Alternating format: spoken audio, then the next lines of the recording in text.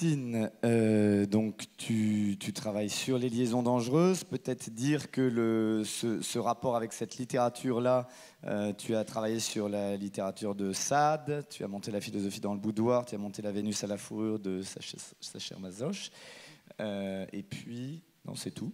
Oui, sur ce siècle-là. Les liaisons dangereuses, donc l'angle de ton angle de désir, c'est évidemment pas le même que celui d'Anne, heureusement, et c'est ce qui est beau. En petite parenthèse, dans la saison, on parlera de l'école à la fin, mais les élèves de l'école, les 4 metteurs en scène de l'école, qui sont en formation, vont travailler sur un texte de Falk Richter qui s'appelle Trust. Et ils vont travailler sur 4 versions. Chacun va travailler sur le même texte, Trust, mais ça va donner 4 spectacles qu'on pourra voir au même moment. Cette question de voir un artiste poser un regard singulier sur la même œuvre qu'un autre artiste est une question que je trouve très très belle pour nous tous, parce qu'elle raconte la singularité de l'artiste et elle raconte à quel point sur une même œuvre on peut produire un imaginaire qui est vraiment à l'opposé. Alors l'angle de désir, le tien, c'est lequel ? Alors, c'est le fait de revenir au XVIIIe siècle, parce que c'est un siècle que j'affectionne particulièrement pour son esprit, sa liberté d'esprit, son esprit critique. Donc, comme Stanislas disait, j'avais déjà adapté la philosophie dans le boudoir de Sade, que nous avions joué d'ailleurs ici en 2008, dans la salle câblée, et Stanislas faisait Dolmancé. Et en face de lui, il y avait Valérie Lang qui faisait le rôle titre féminin. Alors j'ai eu envie de revenir à Laclos. En fait, c'est venu comme ça. C'est une histoire c'est avec le temps. Je crois beaucoup au temps. Je crois que les choses se font avec le temps. Il ne faut pas les brusquer. Et pour moi, ce roman, Les liaisons dangereuses, c'était un rêve de jeunesse. Je l'avais lu quand j'avais 18-20 ans. Je ne l'ai plus relu. Et à l'époque, déjà avec des copains, quand on faisait du théâtre, j'avais fait une espèce d'adaptation, de montage, et nous avions joué la pièce, on s'était beaucoup amusés.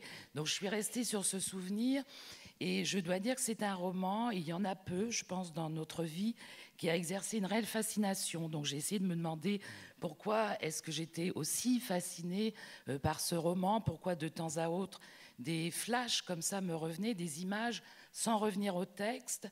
Et je crois que ce qui me fascinait, c'est plusieurs choses, c'est-à-dire déjà, ce qui est fascinant, c'est que Laclos, en fait, n'était pas du tout prédestiné à écrire ce roman, puisque ce n'était pas un homme de lettres, c'était un militaire de carrière.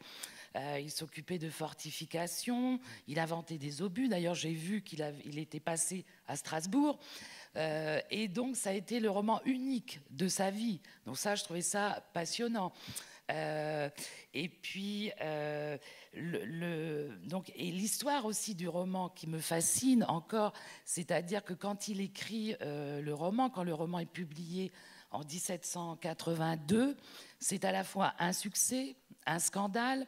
Donc, et j'ai lu des choses par rapport à ça, parce que ça nous donne des aliments dans la tête, dans l'esprit. Alors, par exemple, un grand auteur du 18e qui s'appelle Rétif de la Bretonne disait que quand le roman est sorti, toutes les filles allaient se prostituer pour avoir le roman. Certaines marquises claquaient la porte au nez de Laclos, d'autres avaient peur de le rencontrer. À sa mort, le roman tombe aux oubliettes. Le 19e siècle le refoule. Il est interdit à la vente, et il faut attendre le 20e siècle, 1930, pour que Malraux, Gide le relise. Donc c'est toute une histoire, et 2011 pour qu'il soit publié dans la Pléiade. Donc il y a toute une épopée comme ça à travers les siècles. Il y a aussi cette fascination dans le roman qui fait qu'on sait qu'on est dans une fiction, que ce n'est pas vrai, ce sont des lettres, 175 lettres, c'est un monstre, et pourtant on y croit. Moi, je suis émue quand je vois Tourvel mourir d'amour, pleurer d'amour, j'ai envie de la voir souffrir. Je suis fascinée quand je vois les Libertins, le couple Valmont-Merteuil. Ils manipulent, ils détruisent, et pourtant on les aime. On a envie de les entendre, envie de les écouter. Donc je trouve qu'il est allé très fort dans l'écriture, il touche une psychologie à l'époque. Et puis pour finir sur la fascination, parce que je trouve que c'est important, c'est le départ de tout, c'est un roman d'amour, ça ne parle que d'amour. Et au fond, je me dis, est-ce que les rapports amoureux ont vraiment changé depuis l'époque? Et puis Laclos a écrit quand même un essai pour l'éducation des jeunes filles. Il voulait réformer l'éducation, donc il était assez novateur, c'était un féministe avant l'heure. Et donc dans l'adaptation que j'ai faite, moi, je ne fais pas une réécriture, je suis très proche de la langue. C'est la construction, l'architecture de la langue qui m'intéresse. Et pour donner vie, je dirais, à ce rêve, c'est une rencontre qui s'est faite avec une actrice que j'aime beaucoup, avec laquelle j'avais envie de travailler, que j'avais découvert il y a 2 décennies peut-être, dans un spectacle de Jean-Pierre Vincent, Le mariage de Figaro.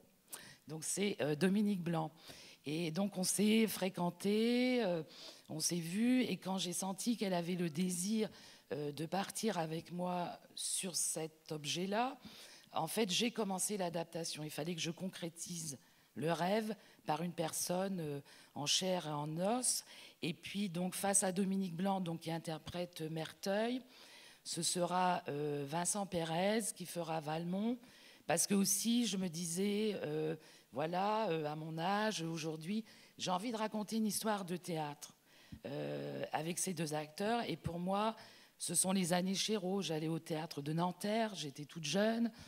J'ai vu Hamlet que Chéreau avait monté. Je voyais les travaux des élèves.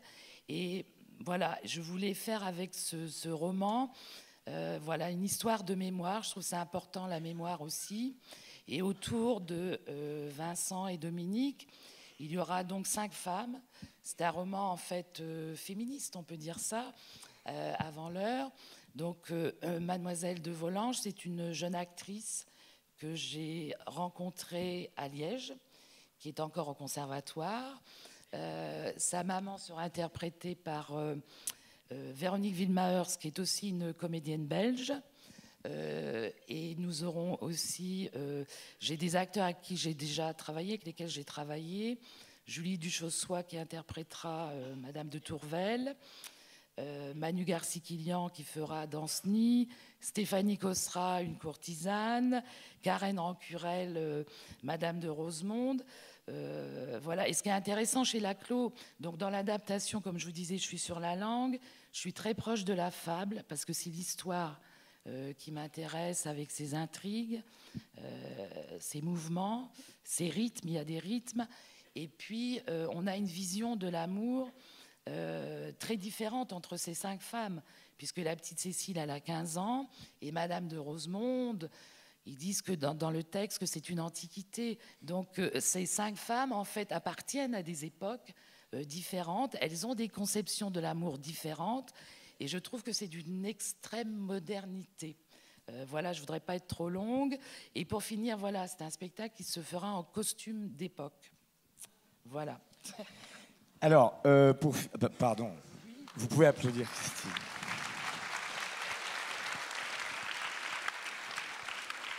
Alors, préciser que le spectacle sera créé au Théâtre National de Bretagne à Rennes, qu'il tournera beaucoup dans l'année, qu'il sera chez nous du 6 au 16 janvier, ici, dans la salle Coltès.